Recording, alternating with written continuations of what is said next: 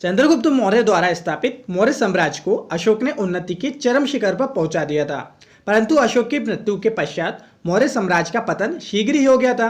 अन्य वंशों के पतन के समान ही मौर्य वंश का जो पतन है ना तो आकस्मिक था और ना ही कोई एक कारण इसके लिए उत्तरदायी था। तो आज हम लोग इसी शक्तिशाली मौर्य वंश का अंत कैसे हुआ उसके 10 कारणों को जानने वाले हैं। पहला कारण, निर्बल एवं अयोग्य उत्तराधिकारी। मौर्यों के पतन के लिए उत्तरदायी कारणों में से सर्वप्रमुख अशोक के उत्तराधिकारियों का निर्बल व अयोग्य होना था। राजतंत्रीय शासन प्रणाली में राज्य की विफलता एवं असफलता उसके शासकों की योग्यता पर निर्भर करती है। अशोक के उत्तराधिकारियों के अयोग्य होने पर उनका जो पतन है वो स्वाभाविक था। इसी संदर्भ में रोमिला थापा जी ने कहा है कि अशोक के उत्तराधिकारियों को मौर्य के पतन का प्रमुख कारण माना जा सकता है। दूसरा कारण, केंद्रीय शासन की निर्बलता। अशोक के उत्तराधिकारियों की योग्यता के कारण केंद्रीय शासन जो है निर्बल हो गया था। केंद्रीय शासन की निर्बलता का लाभ उठाकर मौर्य साम्राज्य के दूरस्थ यानी कि दूर प्रांतों ने अपनी स्वतंत्रता घोषित करना प्रारंभ कर दी थी। कल्हण द्वारा रचित राजतरंगिणी से स्पष्ट होता है कि जो अशोक की मृत्यु के पश्चात उसके एक पुत्र जिसका नाम था जलोक ने कश्मीर में अपना एक स्वतंत्र राज्य स्थापित कर लिया था। इसी प्रकार तारानाथ के साक्ष्य से भी ज्ञात होता है कि वीरसेन नामक एक अन्य राजपुत्र ने गंधार पर स्वतंत्र शासन स्थापित कर लिया था। तीसरा कारण, साम्राज्य का विभाजन। कुछ विद्वान इतिहासकार ये कहते हैं कि अशोक की मृत्यु के पश्चात मौर्य साम्राज्य का 2 भाग में विभाजन हो गया था और यही जो है मौर्य साम्राज्य के पतन के लिए एक उत्तरदायी कारण था। इनके अनुसार साम्राज्य के जो पूर्वी भाग पर दशरथ तथा पश्चिमी प्रदेश पर कुणाल का जो है अधिकार था। इस प्रकार के विभाजन से मौर्य साम्राज्य की शक्ति निर्बल हो गई थी और इसी के संदर्भ में रमाशंकर त्रिपाठी ने लिखा है कि अशोक की मृत्यु के पश्चात मौर्य साम्राज्य की शक्ति नष्ट हो चुकी थी। जब तूफान उठा तब उसके प्रांत शीघ्र ही तितर बितर हो गए थे। और डॉक्टर रमेश चंद्र मजुमदार ने भी कहा है कि साम्राज्य के विभाजन को मौर्य साम्राज्य के पतन का प्रमुख कारण माना जा सकता है। चौथा कारण, प्रांत शासकों के अत्याचार। ऐतिहासिक साक्ष्यों से ज्ञात होता है कि मौर्य साम्राज्य के दूरस्थ प्रांतों का शासन संतोषजनक नहीं था। प्रांतीय शासक बहुधा प्रजा के उत्पीड़न करते थे और प्रांतीय प्रजा ने समय समय पर अपने शासकों के अत्याचारों से जो है पीड़ित होकर विद्रोह कर दिया था। बौद्ध ग्रंथ के दिव्यवादान में इस प्रकार के 2 विद्रोहों का उल्लेख देखने को मिलता है। दिव्यवादान के अतिरिक्त अशोक के कलिंग अभिलेख में भी राजकीय कर्मचारियों द्वारा प्रजा के उत्पीड़न किए जाने का उल्लेख आपको देखने को मिलेगा। पांचवा कारण, अत्याचारी शासक। प्रांतीय शासकों के अतिरिक्त अशोक के अनेक उत्तराधिकारी भी अत्यंत अत्याचारी थे। गार्गी संहिता में मौर्य शासक के शालीशुक के विषय में लिखा है कि वह निरंकुश एवं अत्याचारी शासक था।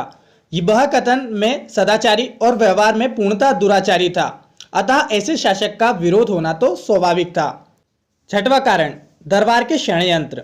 मौर्य दरबार के सदस्य भी अनेक गुटों में विभक्त थे तथा पारस्परिक षड्यंत्रों में रत रहते थे। ये लोग अपने निहित स्वार्थों में रत रहने के कारण राष्ट्रीय हितों को भूल जाते थे। विभिन्न षड्यंत्रों के कारण मौर्य साम्राज्य को अनेक बार कठिनाइयों का सामना करना पड़ा।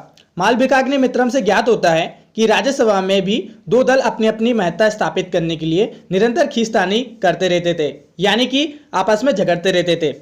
इसका प्रत्यक्ष प्रमाण अशोक के द्वारा जो राज सिंहासन पर अधिकार करने का प्रयास व उसके कारण से हुआ गृह युद्ध है। इस अतिरिक्त बृहदत्त के शासनकाल में सेनापति पुष्यमित्र द्वारा बृहदत्त की हत्या करना ही दरबार में होने वाले षड्यंत्रों को बताता है और इस प्रकार दरबार में व्याप्त गुटबंदी ने निसंदेह मौर्य साम्राज्य का जो है पतन किया होगा। सातवां कारण, विदेशी आक्रमण। मौर्यों के पतन का एक अन्य कारण विदेशी आक्रमण थे। मध्य व पश्चिमी एशिया के जिन यूनानियों राजाओं को अशोक ने अपना मित्र व शांतिवादी बनाने का प्रयास किया था, उन्होंने भारत के केंद्रीय शक्ति का दुर्बल होने का फायदा उठाकर यहाँ पर आक्रमण कर दिया। शालीशुक के शासनकाल में ही यवनों ने भारत पर आक्रमण की तैयारी प्रारंभ कर दी थी। उसके पश्चिम द्वार को खटखटाने लगे थे, मतलब पश्चिम द्वार को वो खटखटाने लगे थे, पश्चिम के जो राज्य थे उनको जीतने लगे थे। आठवां कारण, अशोक की अहिंसात्मक नीति। विद्वान इतिहासकार डॉक्टर रायचौधरी ने अशोक की अहिंसात्मक नीति की आलोचना करते हुए लिखा है कि अशोक ने इस नीति को इतने उत्साह से दृढ़ संकल्प के साथ अपनाया कि सैनिक दृष्टिकोण से राष्ट्र एकदम जो है वो दुर्बल हो गया था। अशोक की यह नीति प्रत्यक्ष रूप से उसकी मृत्यु के पश्चात साम्राज्य के तीव्र विघटन के लिए उत्तरदायी थी। अशोक की अहिंसा की नीति न केवल सैनिक अवनति का कारण बनी, अपितु उसने सम्राट की नियंत्रण शक्ति को भी कम कर दिया था।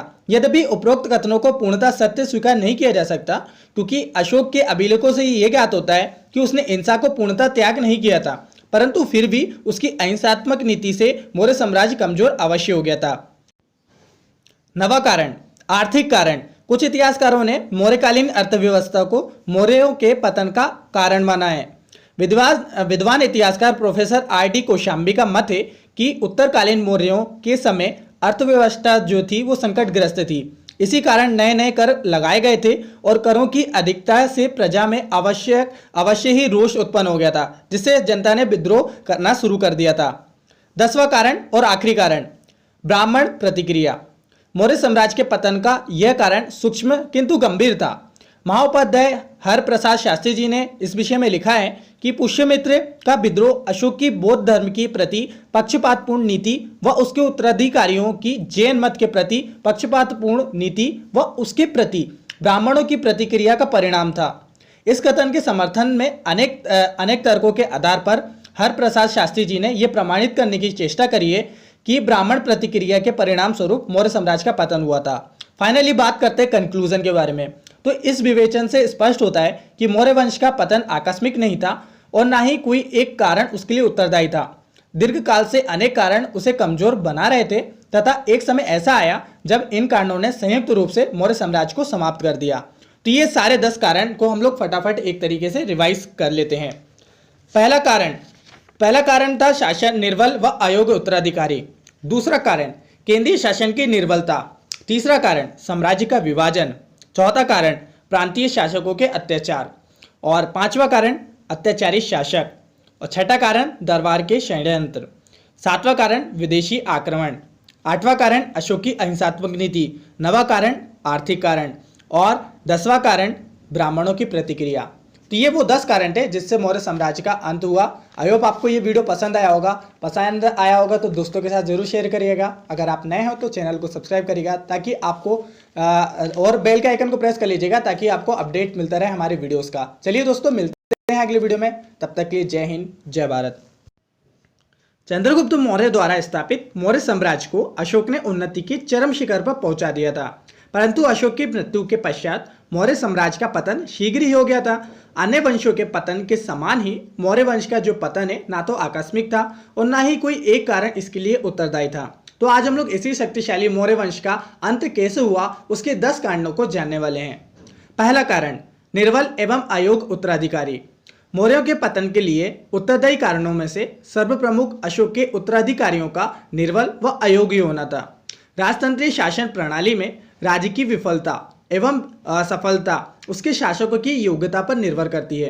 अशोक के उत्तराधिकारियों के अयोग्य होने पर उनका जो पतन है वो स्वाभाविक था।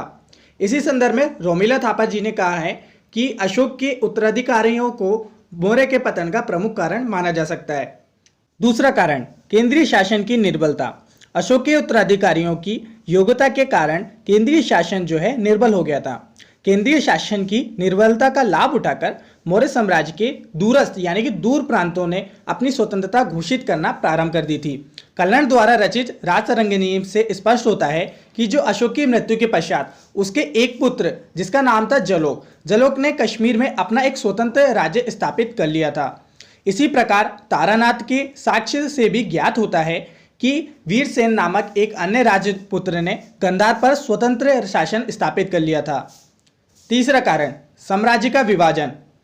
कुछ विद्वान इतिहासकार ये कहते हैं कि अशोक की मृत्यु के पश्चात मौर्य साम्राज्य का 2 भाग में विभाजन हो गया था और यही जो है मौर्य साम्राज्य के पतन के लिए एक उत्तरदायी कारण था। इनके अनुसार साम्राज्य के जो पूर्वी भाग पर दशरथ तथा